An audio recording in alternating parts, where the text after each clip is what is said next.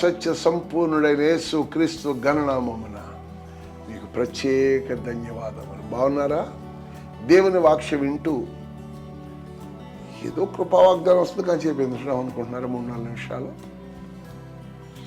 ఆయన సహవాసం మన మధ్య నివాసం చేయాలి. యెహోవా సన్నిధి కాంతిని మనం చూడాలి. జకరియా ప్రవచన గ్రంథం 2వ అధ్యాయము 10వ వచనంలో ఒక చక్కటి మాట. సియోను నివాసులారా, నేను వచ్చి మీ మధ్యన నివాసము చేతును, సంతోషముగా నుండి పాటల పాడుడి. అవునా? ఆపదలో ఉన్నప్పుడు వస్తావా ప్రభా? ఆవేదనలో ఉన్నప్పుడు వస్తావా? రుగ్మతంలో ఉన్నప్పుడు వస్తావా అంటే వస్తాను. మాటిచ్చి తప్పుటకు నరుడు కాదు, నారాయణుడు. నాయన వైపు చూస్తే ఆయన అంటున్నాడు, నేను మీ ఎద్దుకు వచ్చి మీతో నివాసము సహవాసం చేస్తాను. సియోను నివాసం, దేవుని పిల్లలారా, దేవుని మాట వింటున్న వారులారా, ప్రభు మీకు సహాయం చేయడం సిద్ధంగా ఉన్నాడు. ఈ ఉదయకాలపు సమయంలో ఈరోజు మీరు వెళ్తున్న మీ ఆఫీసులో ప్రభు మీకు సహాయం చేయటానికి, మీ కుటుంబంలో మీకు సహాయం చేయటానికి, మీ చేతి పనుల మధ్యన మీకు సహాయం చేయటానికి ఆయన హస్తం మీకు తోడుగా ఉండటానికి ఇష్టపడుతుంది. ఒకరోజు అపోస్తలుడైన పౌలు సువార్త ప్రకటిస్తుంటే ఆ సువార్తకి ఆటంకంగా ఉండి అతను తీసుకెళ్లి జైల్లో వేసేసారు. కాళ్ళకి చేతులకి బండలు కట్టేసి బిగించి బాగా గాయాలకు పెంచి, అమ్మా బాబు, ఒరే కాదు నువ్వు రాయిరా అంటలేదు. వీళ్ళు ఏమంటున్నారట? సంతోషముగా ఉండి పాటలు పాడండి అన్నాడు. ఆ మాట నమ్మిన పౌలు శీల ఆ రాత్రి ప్రార్థన చేస్తూ పాటలు పాడుచుంటేనంట జైల్లో ఖైదీలు అందరూ వింటున్నారట. అందరు బంధకాలు ఊడిపోతే పారిపోలేదు.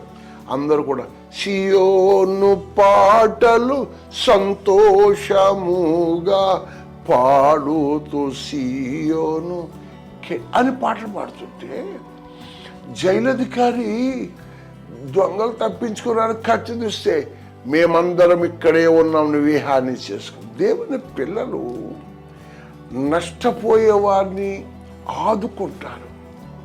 అయ్యో నన్ను కొట్టేది వదిలే వీడు పోతే నాకు అనుకోవట్లేదు. వాడు కూడా ప్రేమించాలి, రక్షించాలి, దేవుని ప్రేమను పంచాలనుకుంటా ఉంటాడు. ఆయన మన మధ్యన ఉన్నాడు కాబట్టి మన మనస్సును కూడా ఆయన మనసులాడితే అయిపోద్ది.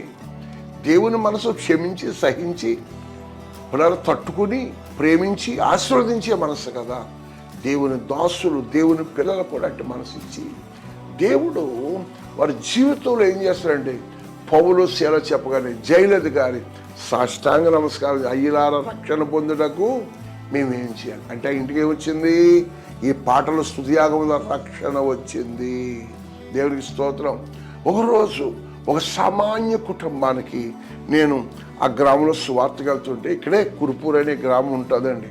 ఒక ఆయన అన్నాడు, ఏమండి మేము దేవుడిని నమ్ముకున్నామండి, మాకు బాధలు పోతాయా అన్నాడు.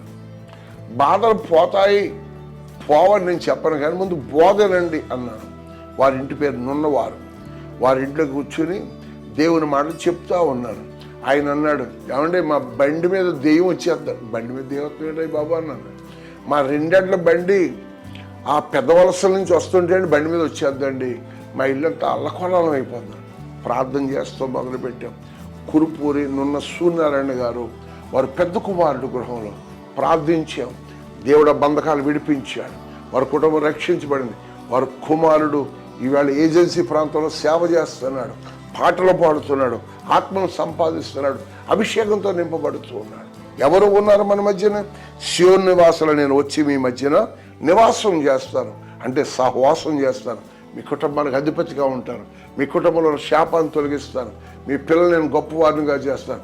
నా రాజ్యాన్ని సువార్తను ప్రకటించి యోధులుగా చేస్తాను.